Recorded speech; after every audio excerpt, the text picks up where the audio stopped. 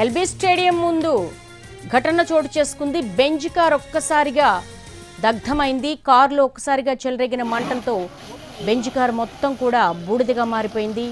పోలీసులకు సమాచారం ఇచ్చారు స్థానికులు. ఈ ఘటన ఎల్బీ స్టేడియం ఎదురుగా జరిగింది. మంటల్ని సిబ్బంది ఆర్పేశారు. అయితే అసలు ఈ బెంజ్ కార్ ఎవరిది, ఈ లోపల ఎవరున్నారు అన్న విషయాలు కూడా తెలియాల్సిన అవసరం ఉంది. ఎందుకోసమంటే ఎల్బీ స్టేడియం ముందే ఈ బెంజ్ కార్ తగలబడినట్టుగా మనం చూస్తున్నాము. దగ్ధమైనటువంటి అగ్నికేలను చూస్తున్నాము.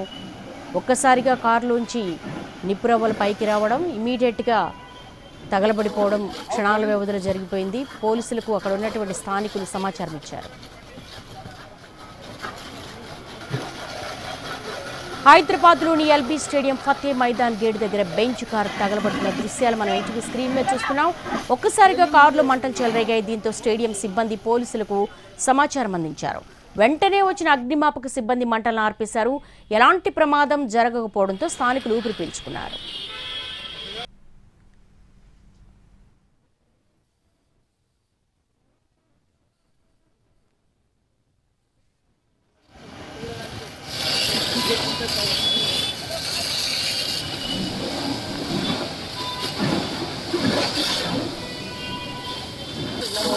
Oh,